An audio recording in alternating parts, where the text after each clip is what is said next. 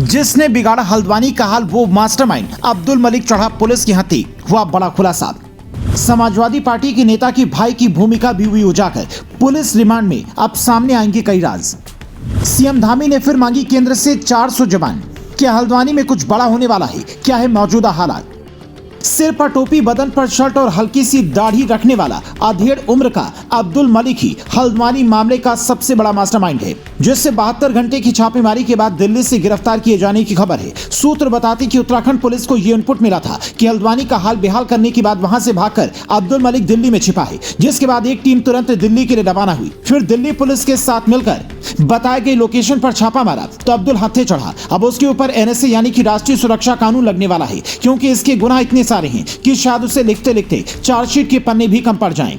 पहले इसके ऊपर लगे आरोपों की बात सुनिए, फिर बताते कि सीएम धामी ने केंद्र से 400 जवान क्यों मांगे हैं। क्या हल्द्वानी में कुछ बड़ा होने वाला है? अब्दुल मलिक पर आरोप सिर्फ लोगों को भड़काने का नहीं है, बल्कि जिस मालिक का बगीचा के इलाके की जमीन पर पुलिस ने 8 फरवरी को कार्रवाई की, उस पर यह अपना हक भी जताता है। वहां के लोगों का दावा है कि यह जमीन अंग्रेजों के जमाने में खेती के लिए लीज पर दी गई थी, लेकिन कई साल पहले ही यह जमीन अब्दुल मलिक के पिता को गिफ्ट के रूप में मिली और फिर अब्दुल ही इसका कर्ता धर्ता बन गया और मुसलमानों का रहनुमा बनने की आड़ में इसने पुलिस वालों को ही टारगेट कर लिया। अब इसमें इसका साथ दिया सपा नेता अब्दुल मतीन सिद्दीकी के भाई जावेद सिद्दीकी ने, जो यहां पर अवैध निर्माण को रोकने की बजाय बढ़ावा दे रहे थे। अब पुलिस ने रिमांड पर लिया तो कई बड़े राज सामने आने की उम्मीद है। इसके अलावा पुलिस को 5 बड़े सवालों के जवाब भी ढूंढने होंगे।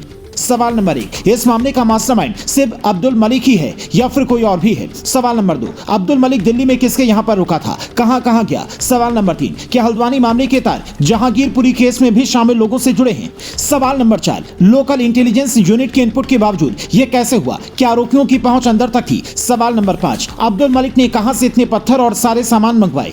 इसके लिंक क्या दूसरे राज्यों से भी हैं? इन सवालों के जवाब मिलने के बाद ही पूरा केस सॉल्व हो पाएगा। फिलहाल कुमाऊं के कमिश्नर दीपक रावत को इस केस की मजिस्ट्रियल जांच की जिम्मेदारी दी गई है, जिन्हें 15 दिन के भीतर सरकार को पूरी रिपोर्ट सौंपनी होगी, जिसमें कई बड़ी बातें निकलकर सामने आ सकती हैं। पर उससे पहले सीएम पुष्कर सिंह धामी ने केंद्र सरकार से अर्धसैनिक बलों की 4 और कंपनियां मांगकर सबको चौंका दिया है। कई लोग ये सोच रहे हैं कि क्या हल्द्वानी में कुछ बड़ा होने वाला है। आईटीबीपी की 3 और एसएसबी की 1 कंपनियां पहले से ही तैनात हैं, जो बनभूलपुरा क्षेत्र में शांति लाने में लगी हैं, लेकिन इलाके में सर्च ऑपरेशन चलाने और आरोपियों की पहचान के लिए अतिरिक्त पुलिस की जरूरत है।